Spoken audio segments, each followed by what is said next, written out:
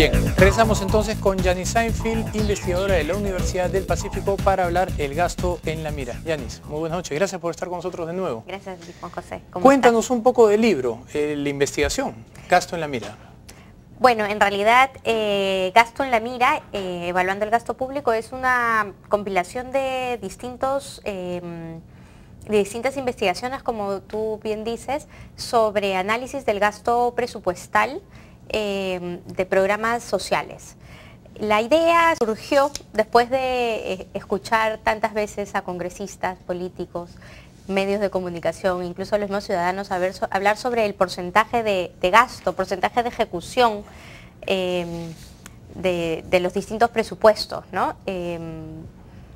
Y en realidad la idea es que cuando uno habla del porcentaje de ejecución, esa cifra no nos está diciendo gran cosa, ¿no? Si bien puede ser una llamada de atención respecto a un sector puede estar gastando muy poco, otro tiene mejor capacidad de gasto. Se ha convertido en una especie de arma política, ¿no? Sale una persona a hablar y sale otro y le dice, ¿usted qué dice eso? Si solo ha gastado el 43% de su presupuesto y el otro 87%, y claro, nadie gasta el 100%, así que todos son culpables. No solamente nadie gasta el 100%, sino que puede haber alguien que gaste el 100% y lo gasta mal. Correcto. Y con eso de ejecutó el 100%, todo bien, ¿no? Claro, esas acusaciones también empujarían a que las personas gasten como sea los recursos sin tener ningún tipo de apreciación sobre la calidad del gasto, ¿no? Totalmente, ¿no? Yo creo que no es ningún mérito gastar lo que está presupuestado si no tienes resultados, si no realmente impactas en la población que estás queriendo atender. Y por otro lado genera, como tú dices, incentivos perversos, ¿no? En los gobiernos subnacionales se tiende a gastar simplemente porque se está apurado, porque termina el año y no se ha ejecutado, ¿no? Y para poder defender la gestión más allá de si es buena o mala, ¿no? Exactamente. Entonces, cuéntanos un poquitito de la metodología de la investigación. ¿Qué es lo que buscaban y cómo conformaron el estudio para poder encontrar los resultados? La idea era, digamos, dada esta mirada que tenemos a nivel nacional, ¿no es cierto?, de porcentaje de ejecución, la idea era poder ir involucrando a jóvenes estudiantes y recién egresados de economía, ciencias afines, en el tema de análisis presupuestal, ¿no? Era un poco tener cada vez una masa crítica más importante, que esté mirando el gasto, más ojos viendo realmente en qué se gasta, ayudando al MEF a fiscalizar, ayudando a la Contraloría a fiscalizar, y de esta manera también que haya cada vez más gente sabiendo cómo realmente se debe de ver, ¿no? Desde el punto de vista técnico, tú quisieras tener metas y objetivos, y en función de esas metas y esos objetivos diseñar el programa, y ese programa debería tener indicadores para los cuales se podrían hacer seguimiento, ¿no es cierto?, que incluyan, digamos, resultados. Hasta ahora, digamos, los ciudadanos estamos bien lejos de estar motivados en el tema presupuestal, ¿no? Vemos con mucha distancia el tema de aprobación y discusión en el Congreso, vemos... yo creo que no se recapacita suficiente de qué es lo que está en juego, ¿no? Y no sabemos cómo hacer valer realmente nuestros derechos. Desde el punto de vista del gobierno no hay tampoco un acercamiento sistemático, ¿no?, para entender qué es lo que está pasando. Y es verdad que es un tema muy complejo y hay muchos actores involucrados, pero yo creo que esta cercanía es buena, ¿no? Entonces, ¿cuáles son las principales conclusiones? Disculpa que te interrumpa. ¿Cuáles son las principales conclusiones del estudio? Lo que pasa es que hay 3 sectores estudiados: salud, educación y saneamiento, y hay 5 programas sociales.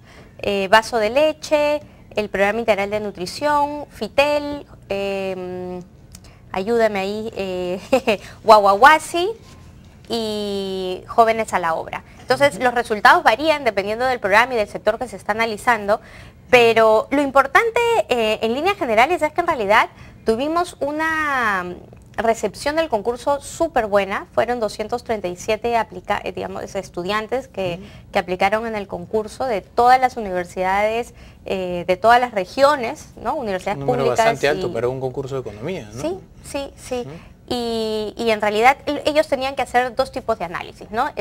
Un análisis presupuestario meramente, ver en qué realmente cómo se estructura el presupuesto, con incidencia, digamos, en ver si es gasto corriente, gasto capital, o en determinados programas si hay más gasto en educación que en provisión, o más gasto en prevenir determinadas cosas.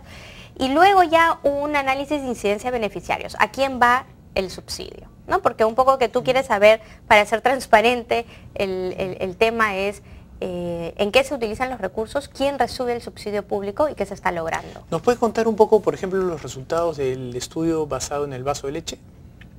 A ver, el vaso de leche es un estudio bastante interesante porque está focalizado en el distrito de Ollón, en Lima. Entonces, no sé si tú sabes, pero el programa de vaso de leche en realidad lo manejan los municipios, llega a 1.600 municipalidades y en realidad hay un importante monto presupuestario en el vaso de leche, pero no se tienen los resultados esperados a nivel nacional ni tampoco en el distrito de Ollón, ¿no? Lo que ellos encuentran es un nivel alto de filtración y alto de subcobertura. Ellos dividen su análisis en barrios y en caseríos. Y en los barrios, por ejemplo, 1 de cada 7 niños recibe el vaso de leche y en los caseríos 1 de cada 2. O sea, tienes una subcobertura todavía importante, ¿no? Y en realidad hay como gran espacio para mejorar el programa, ¿no? Por ejemplo, los beneficiarios los determinan los comités. No están, digamos, bajo el CISFO, ni están en un proceso de ir moviéndose a que haya un sistema de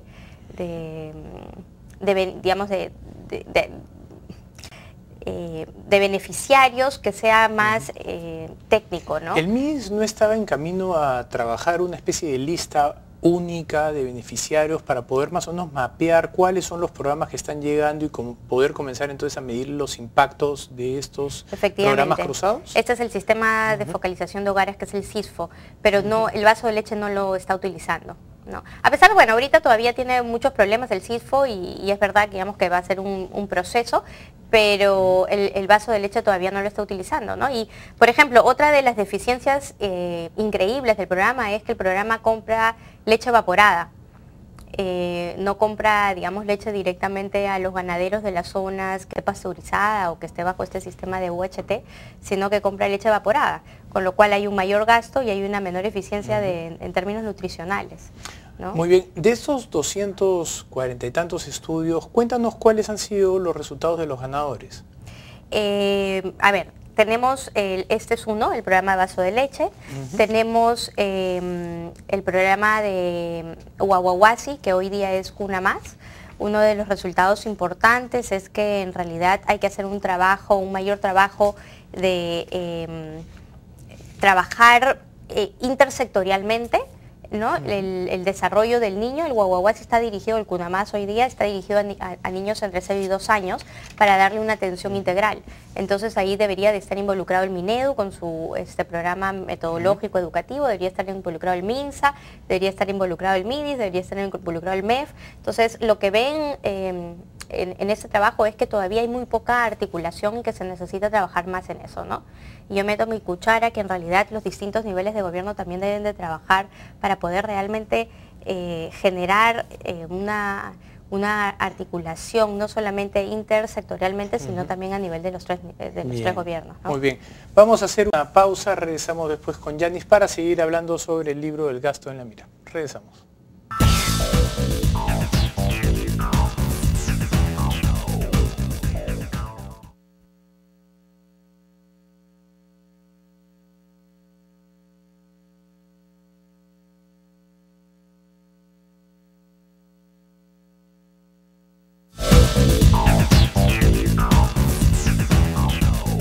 Bien, regresamos con Yanis Seinfeld, profesora de la Universidad del Pacífico e investigadora. Estamos hablando sobre su libro Gasto en la Mira. Yanis, tú personalmente has estado involucrada en los estudios que tienen que ver con educación y salud. La educación es, sin lugar a dudas, uno de esos grandes temas que están pendientes todavía en nuestra agenda de reformas. Vamos a hablar primero de educación. Cuéntanos un poco cuáles son tus principales conclusiones a partir de estos estudios. Yo trabajo el tema de educación, pero en este caso el documento de educación lo ha escrito Betty Alvarado. Pero te cuento un poco las conclusiones de Betty y también te cuento un poco las cosas que yo veo en el sector. Básicamente lo que se ve, digamos, en el estudio es que se destina todavía, digamos, se está destinando un porcentaje importante del presupuesto a educación superior, cuando todavía hay niveles bastante bajos de resultados en educación inicial. ¿no? Entonces tenemos poco presupuesto a educación preescolar y a educación inicial y un mayor presupuesto a educación superior, cuando en realidad muchos de los que acceden a educación superior a través, digamos, de este gasto público no son gente en pobreza, ¿no? Yo te puedo decir a través de los estudios que yo estoy haciendo sobre el impacto de educación inicial en el posterior rendimiento de los niños, que en realidad la educación preescolar, es súper importante para el posterior desempeño de los niños en primaria, ¿no? Tiene un impacto de hasta 30% en las evaluaciones censales, o sea, es bastante grande.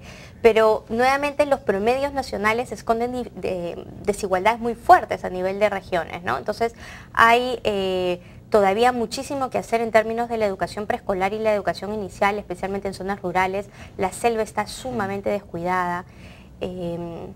Incluso, digamos, en estas zonas el impacto de la educación preescolar sobre el rendimiento tú ves que es prácticamente nulo, porque la calidad de la educación preescolar es muy mala, ¿no? Entonces, yo ahí, digamos, simplemente la idea que tengo es, ¿por qué no empezar a repensar cómo queremos, cuáles son las metas nuevamente del sector?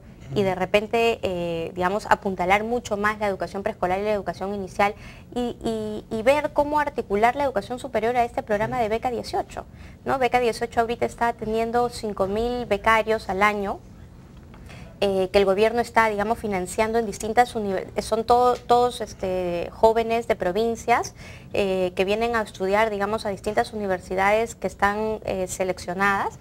Y entonces, de repente, esa podría ser la manera de ver la educación superior, ¿no? Más que estar con un presupuesto tan alto en universidades que realmente no necesariamente llegan a quienes tienen que llegar, ¿no?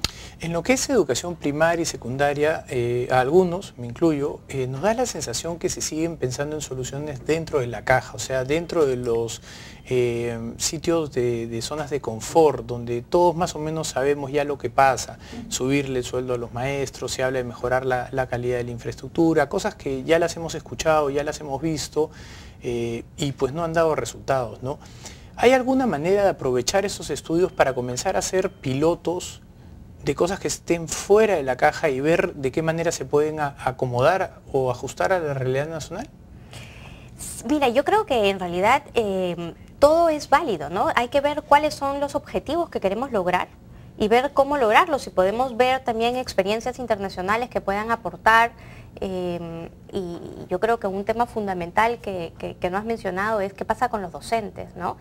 No va por un tema de aumentar salarios, en realidad va por un tema de capacitación y de realmente tener una masa de profesores que pueda realmente educar a estos niños, ¿no? Acabo de estar en un colegio en Pamplona Alta, donde la directora es una mujer ejemplar que realmente transformó el colegio, ¿no? Entonces ese es otro punto que no siempre se considera, ¿no? Que es el director y la capacidad que tiene el director para poder darle vuelta al colegio, ¿no? Un tema fundamental, a pesar de que ella no lo tenía, es poder realmente contratar y poder despedir a los profesores. Eso es impensable en el sistema público, cuando no funciona, ¿no? Y eso es impensable en el sector público. Y yo creo que ahí es la diferencia que hay, por ejemplo, con los colegios de Fe y Alegría, ¿no? Los colegios de Fe y Alegría tienen muchos mayores rendimientos solamente porque tienen esa capacidad, ¿no? de contratar, de despedir. Se nos acaba un poco el tiempo. En lo que viene a ser salud, ¿cuáles son las principales realidades o los principales hechos que has encontrado en tus investigaciones? Bueno, a mí me preocupa mucho en salud que, digamos, tenemos cambios muy fuertes en el sector. Por ejemplo, el aseguramiento universal, que se aprobó la ley en el 2009, tenemos cambio en el perfil epidemiológico, es decir, las enfermedades que nos aquejan cada vez son más crónicas, cáncer, diabetes, cardiovasculares, etcétera, que son mucho más costosas de tratar y donde es mucho más eficiente prevenir. Y seguimos con un presupuesto que es básicamente el mismo porcentaje del PBI, ¿no? Esta forma de presupuestar de manera inercial en función de lo que ha pasado en los años anteriores es un problema, porque nuevamente, disculpa que sea tan repetitiva, pero si tú tienes tus metas claras, ¿no es cierto?, vas a poder realmente ver cuáles son los programas y cuáles son las estrategias que quieres implementar. Pero sacar, digamos, programas o ofrecimientos de esta naturaleza no resuelve nada, ¿no? Y yo creo que en el sector salud, si no atacamos los problemas fundamentales del sector, como pueden ser la fragmentación, como puede ser la débil focalización, como pueden ser los problemas de infraestructura, de recursos humanos, de información, etcétera, vamos a estar, digamos, condenados a limitada eficiencia del gasto, ¿no? No va a haber realmente un cambio en la calidad de vida de los peruanos. Muy bien, Yanis, te agradezco muchísimo la visita. Esperamos tenerte de nuevo en el programa con más investigaciones interesantes para todos. Por supuesto, muchas gracias. Bien, vamos a una pausa, regresamos.